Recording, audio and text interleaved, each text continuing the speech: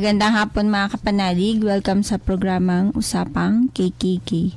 Kalusugan, kagalingan, at kagandahan. Ako po si Ivy at kasama natin si Dr. Irene Lim. Para po sa inyong mga katanungan, maaari po kayo mag-text sa 0922-875-2899. 0925-896-1689 at 0917-810-6169. Para po sa may mga YouTube at Facebook, pwede niyo pong hanapin si Doc. Type niyo lang po ang Dr. Irene Lim. Gandang hapon, Doc. Magandang hapon po muli sa inyong lahat at welcome po sa ating talakayan sa Usapang KKK. Ang inyo pong lingkod, si Dr. Irene Lim, ang magbibigay na naman po sa inyo ng panibagong kaalaman. And always remember that knowledge is power. Ligtas ang may kaalaman. And when you lose your health, you will lose everything. And paki-like po, paki-share din po, and mag-subscribe po kayo. I-type nyo po lamang po ang Dr. Irene Lim both sa YouTube and sa Facebook. Yung mga na-miss out nyo pong episode, si-search nyo po dyan, no? And for our announcement, so humabol po kayo, naka-open pa po ang ating mga promo, but araw na lang po, magtatapos po ito lahat sa 2023. And magpalista na po para makahabol pa ng mga package and free check-up, free urine and sugar testing, colon cleanse for your referral, and yung promo package po natin na detox, colon cleansing, and with or without vector scan, napakalaki po ng discount natin. And yung high dose vitamin C po, which is yan po ang nakapromo nating blood cleansing, yan po ay nagkakaroon ng antimicrobial effect and anti-cancer effect pagka po ang vitamin C naka-high dose at injectable. Unlike pag umiinom lamang po tayo ng low dose na 500 milligrams, nagsiserve ho yan as vitamins lamang and antioxidant. So, para ho masabing high dose ang vitamin C, it should be at least 10,000 to 25,000 milligrams. Kaya hindi po kayang inumin yan ng tao, no? So, ito po ay ginagamit na rin sa sa US po, sa hospital. At kaya ang dami ho ninyong benefit na makukuha dyan. And yung vector scan naman po natin, so piliin nyo yung package na may vector scan para po yung may mga lahi ng may cancer, nalalaman ho ahead kung nandiyan yung 3 root cause ng cancer, so meaning kandidato rin po kayo. And yung may mga lahi po ng high blood at diabetes, so makikita na ho natin ahead ang inyong circulation kung barado. So, hindi na ho kayo aabot sa mai-stroke kayo at maha-heart attack. So, malalaman na ho natin ahead, and may protocol ho tayo para mai-address po yung problemang yan, no? So, habol na po, magpalista na po kayo. Very limited na lamang po ang ating slot for free check-up, free urine, and sugar testing until 2023. So, ang atin pong tatalakayin sa hapong ito ay tungkol po sa high blood guidance. Siyempre po, maraming Christmas party, maraming kainan, pagsasalo. Kumbaga, minsan iisipin ng iba, ngayon lang yung chance na sila ay makakakain ho ng masasarap, no? Kaya lang ho, ang ating blood pressure, medyo wag hong kalilimutan kasi ho baka mamaya magbagong taon nang nasa ospital. Ang BP ho kailangan i-control ninyo, no? At wag hong kumain ng mga matataba.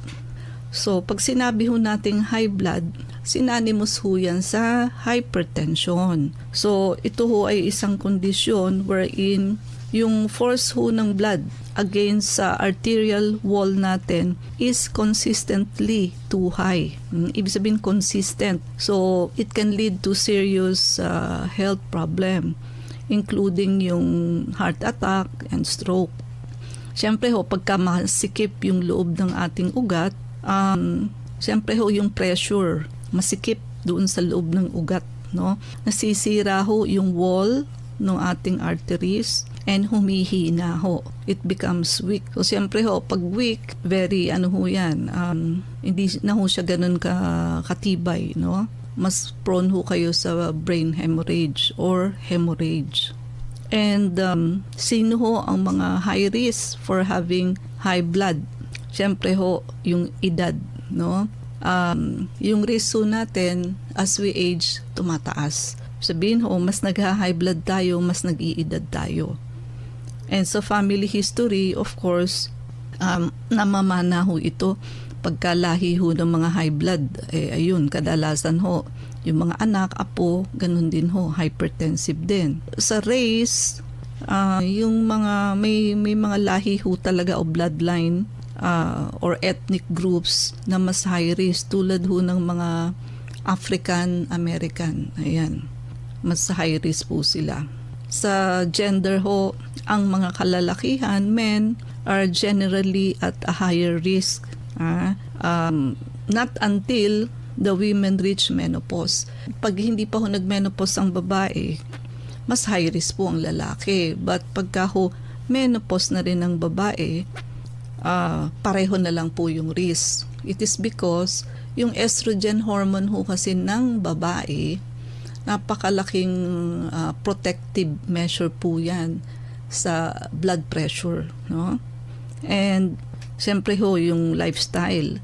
Basta ho kulang sa physical activity, poor ang diet, like mahilig ho sa maaalat, then mahilig sa mga fatty foods, ayan, no? High blood ho yan papunta. And yung mga malakas hong uminom ng alak, siyempre ho, nasisira yung liver. Liver is one of the root cause of hypertension. And siyempre ho, yung naninigarilyo. Yung mga chemical ho sa cigarette, nakakasira ho yun o nakakapagpahina ng arterial walls natin. And yung mga overweight and obese, ayan, additional strain po yan sa puso. Siyempre ho, isipin ninyo, yung heart which is just fist size. Di ba kasing laki lamang ng kamao? Siya ho ang nagpapump ng blood. No matter how obese you are. Halimbawa, sobrang bigat nyo po. No? Kailangan hong ipampar ng ating puso yung dugo para ho makaikot from head to toe. Para ho siyang humihila ng ilang kilo, no? O ilang sako. Para lang ho maipump. Kasi ho, siyempre, mas masikip at mas mabigat yung pressure sa puso sa pagpapump niya kapag ho ang bigat-bigat natin. Para nyo ho siyang dinaganan ng ilang kilo. Kasi ho, nako-compress din ng ating fats, yung ating arteries. Siyempre, mas mataba ka, mas malaking dagan ho yan sa puso para mag-pump siya 24/7. And yung may mga CKD ho, yung mga matataas ho ang creatinine, pwede ho yung mag-lead sa high blood kasi nga ho, hindi na nakakasala ng maayos yung kidney. And yung may mga sleep apnea. So, yun ho bang interrupted ang breathing during sleep? Ayan. Associated din ho yan sa may mga high blood. Now, ang sabi natin, kailangan consistent yung taas ng BP. Sabihin, hindi ho yung minsan kang nakuhanan ng BP mataas, high blood ka na. Hindi po. Pagpalagi hong ganun ang BP ninyo, no? And regarding sa blood pressure po, no? So, ulitin ko na naman ho, napakarami hong pasyente ang denial. Ayaw hong aminin na sila ay high blood. So, lagi hong ang katwiran, sa bahay, mababa daw ang BP nila. Pagdating daw ho sa clinic, hindi daw ho nila alam bakit mataas. Minsan naman ho, yung sinasabi nila, panahon pa ho ni kopong-kopong nung nag-BP sila. No? So, lahat ho tayo, nung tayo'y bata pa, lahat ho tayo mababa ang BP. So, kung ang take kayo ng BP, ang tagal-tagal na ho. And as we age, ang reality ho, talagang tumataas ang BP ng tao habang nag-iedad. So, kung yung pagkakakuha nyo ho ng BP, lahat naman ho tayo ay mababa ang BP noon. But ibang usapan ho ngayon. Ano na ba ang edad ninyo ngayon? Para rin ho yung tubo ng tubig, siyempre ho, mas matagal na yan, marami na hong kalawang sa gilid ang tubo na matagal na. Kaysa ho sa bago lamang, no? So, sa atin hong tao, ganun din.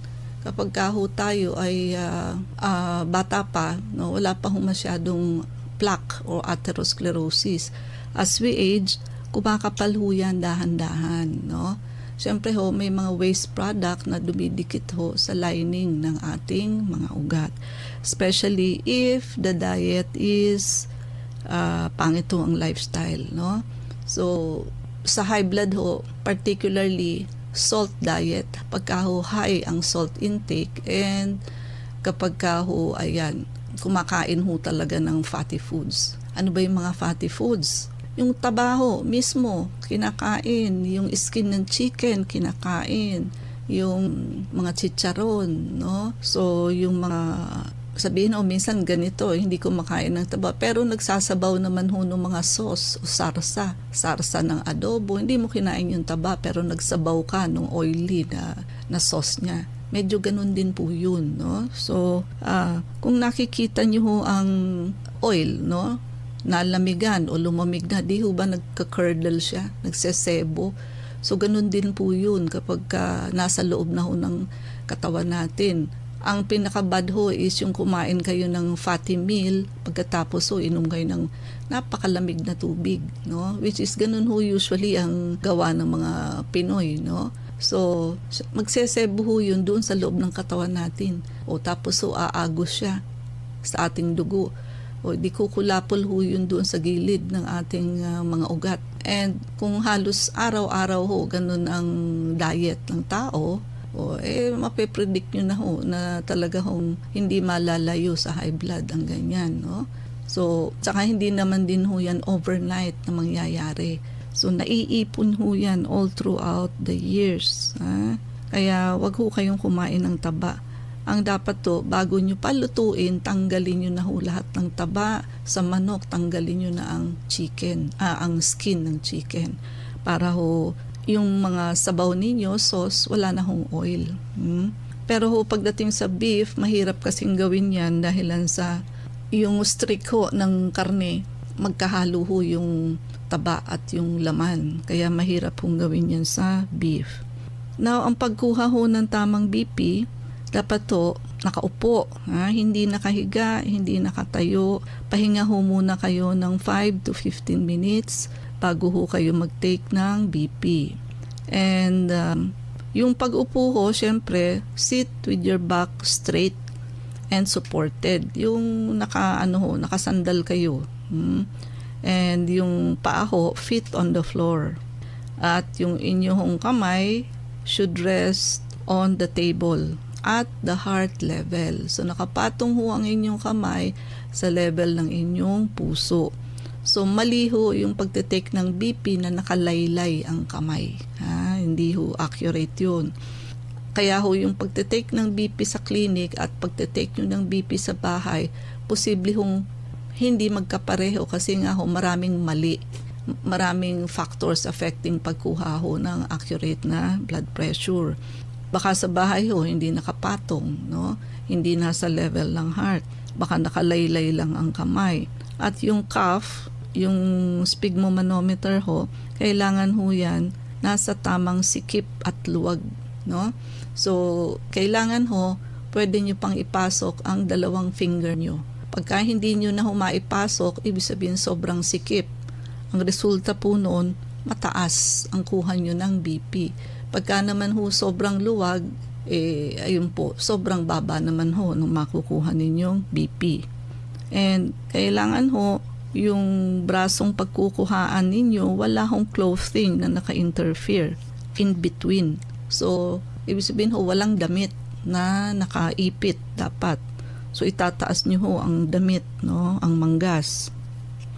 And kailangan ho, naka-relax. So, avoid talking and avoid moving during the measurement.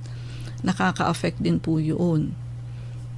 So, at saka ho, yung nagkukuha naman ng BP, ipalpate ho yung artery. Kung saan ho may pulso, doon nyo ho itatapat yung doon ho sa sphygmomanometer, yung tube, no? Doon ho nakatapat sa may mga pulso, para ho mas accurate.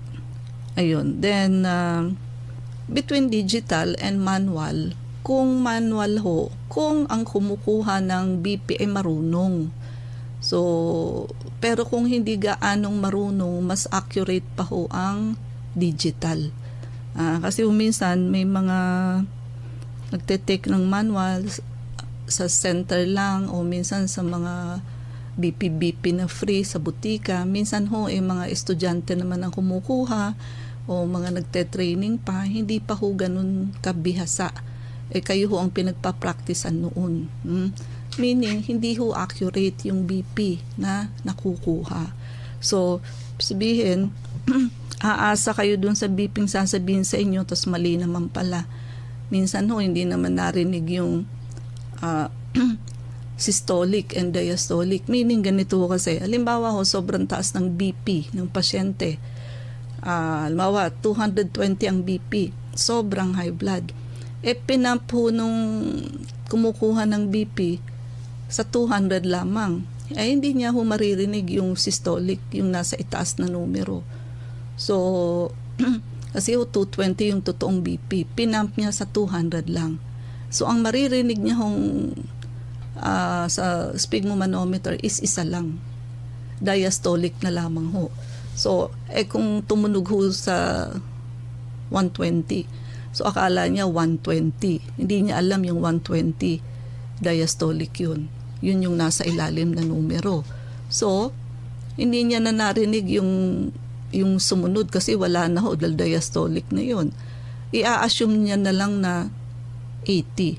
So, sabihin niya sa inyo, 120/80 ang BP niyo. But in reality, hindi niya ho narinig yung systolic. Minsan ho, may ganun kasi nakakahiyang sabihin sa inyo na uulitin niya yung pagkukuha ng BP. So, minsan ho ganun, no? Kaya, kung hindi rin lang naman ho bihasa ang magte-take ng blood pressure ninyo at sa tabi-tabi lang, bumili na lang ho kayo ng digital, or mas maganda pa ho ang digital. Kasi ho, ang magbabasa yung machine. Hindi ho subjective. Hindi katulad nung tao ho ang magbabasa. Kasi kung hindi narinig ng maayos, malayong ang masabi ho sa inyo, hindi tamang blood pressure. And doon nyo inaasa yung pag-iinom ninyo ng gamot araw-araw, no? And of course, ang mga cause ho ng or ano ho ang mga komplikasyon natin pagka ho hindi nagamot ng maayos ang high blood. So, syempre ho, coronary artery disease, nangunguna ho yan. Build up ho ng bara sa gilid ng arteries. Heart failure, pwede hong masira ang puso. So, sa katagalan, hindi na ho siya makakapump. Ito ho yung ang hinga sisinghap-singhap lang, tas may manas sa paa pag tinignan ninyo. Komplikasyon, stroke, syempre ho, no? So, hemorrhagic and ischemic stroke. Mas malala ho ang hemorrhagic stroke. Ischemic, ibig sabihin na stroke kasi ho, bumara. Hemorrhagic stroke, sa sobrang taas ng BP ho, pumutok ang ugat. So, may bleeding sa brain. Kidney damage. So, yung hindi ho ninyo pag-inom ng maintenance dahil sa katwiran na baka daw masira ang kidney, side effect ng gamot. Kaya ayaw uminom ng gamot. So, hinahayaan lang kung ano ang BP niya. Mas lalo hong masisira ang kidney ninyo pag lagi hong mataas ang BP. So, mali ho yung baka masira dahil sa side effect. Ang mga pang high blood ho, very, very minimal lang ho ang side effect niyan. Sabihin na natin 1 to 2%. Pero ilang porsyento ho kung hindi kayo umiinom ng pang high blood. Napakalaki hong percentage. So, marami hong na-dialysis dahilan sa BP na hindi kontrolado. May mga umiinom ho ng pang high blood na maintenance pero nada-dialysis pa rin dahil sa taas ng BP. Kasi ho, umiinom sila pero hindi pa rin naibababa ng maayos para maipasok sa normal. So, halimbawa ho, ang BP, 170, naibaba lang hanggang 150, 140, kulang pa rin ho yun. So, kailangan dapat babalik sa doktor para bibigyan ng mas hiyang sa kanyang gamot. Kailangan ho ang goal maipasok sa normal, which is 110/70 or 120/80. Pagka umiinom ho kayo, hindi nyo naman na ipapasok sa normal, still complication will happen. Sa mata ho, meron ho tayong tinatawag na hypertensive retinopathy. Nasisira ho yung mga ugat sa mata, sa retina ng mata, na pwede hong ikalabo at ikabulag ng pasyente. Aortic aneurysm. So, yun ho bang nagkakaroon kayo ng outpouching sa ugat? So, magkakaroon ho yan ng mga weak areas na pwede hong magballoon at pwede hong pumutok. So, minsan ho, yung may mga aortic aneurysm, hypertension na rin ho ang cause. But, and vice versa, yung may mga aortic aneurysm na rin po, tapos so hindi pa kontrolado ang BP, syempre ho, yun ang mas high risk para pumutok yung mga aortic aneurysm. Aortic aneurysm, para ho yung diverticulitis sa colon. May bulsa ho kayo or may outpouching kayo or para ho kayong may balloon sa gilid ng mga ugat ninyo na pwede hong pumutok anytime pag consistently mataas ho ang BP. And peripheral artery disease, siyempre ho, yung mga nagnanarrow ho yung mga arteries sa mga limbs, no? Sa lower extremities. That may result sa kumbaga kaunti na ho yung blood na nakakapasok sa lower extremities. That will cause pain, numbness, and later on ho, tissue damage, no? And sa brain, pwede hong mag-cause ang high blood ng vascular dementia. So, yung sabihin ho, nagdi-decline yung cognitive function ng tao due to reduce ang blood flow to the brain. So, lahat naman ho, ito ay maiiwasan. So, uminom ho ng maintenance that can control your BP into normal and address the root cause of high blood, which is through detoxification and blood cleansing program, no? So, yun ho ang makaka-address sa hypertension because ang root cause ho ng hypertension is fatty liver. So, once nalilinis ho natin ang ating fatty liver, ideally every 3 months, unti-unti ho nating maibabalik ang pagbaba ng ating BP, no? So, dahan-dahan ho. But if you will not do the detoxification and blood cleansing program, habang buhay na ho ang pag-inom ng maintenance at pataas pa ho yan ng pataas. Hanggang sa, ayun ho, magbara na po yan. So, Ivy? Doon po sa mga nais magtanong, mag-text po kayo sa 0922-875-2899. Welcome po muli sa Usapang KKK. Ako po si Ivy at kasama pa rin natin si Dr. Irene Lim. Tanong ni 5750, kailangan bang ipa-opera itong goiter? Kasi toxic goiter po sa akin, hyperthyroid ito. Pinagpa-check up ko. Okay, kung hyperthyroidism po, wag po muna kayo magpa-opera. Marami na ho kaming napagaling na ganyan, no? So, mamamanage po natin yan. But kailangan ho pumunta kayo agad kasi ho, pagka hyperthyroid pa kayo at hindi pa yan nakokontrol, pwede ho kayong mag-exophthalmos. Yun ho bang lumuluwa ang mata and syempre ho mabilis ang heartbeat ninyo, masisira ho ang puso. Pwede ho kayong mauwi sa heart failure, masisira ho ang heart. So, kaya ho natin yung i-manage, so pumunta ho kayo sa clinic. But not later. Ngayon ho, habang hindi pa sira ang puso ninyo at yung ISO hindi pa nagbabudge, no? So, lang tayong oras, mangyari po lamang na kayo magpalista kung kayo ho ay magpapa-check up. So, Unit 1101, Clinica Medica 101, Centuria Medical Makati, Salamanca Street, corner Kalayaan Avenue, Makati City. So ang landmark po natin is along Makati Avenue, yung corner General Luna Street. Everyday ho bukas ang clinic, pati na rin Saturday and Sunday and even holidays. Kailangan lamang ho magpalista kayo ahead. Ay ang mga numero. Pwede po kayong tumawag sa 546-9412, 0922-875-2899.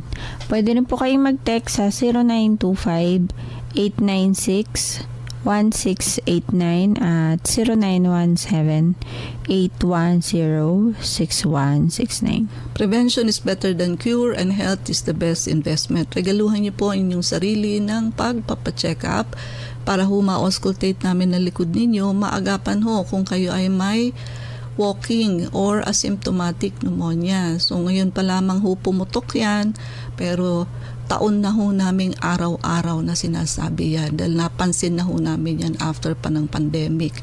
And sabayan nyo na ho ng pagpapavector scan, detoxification and blood cleansing program. So because yan hong dalawang procedure na yan na mag-a-address sa root cause na halos lahat ng sakit. Lalo na ho ngayon na naka-open pa ho ang ating promo, free check-up, free urine, free sugar testing. So wala pa hong bayad ang check-up until now. But humabol na po kayo at magpalista na po kayo dahil hanggang 2023 na lamang po yan. And of course, naka-promo pa rin ho ang ating high dose vitamin C. Transferable ho yan.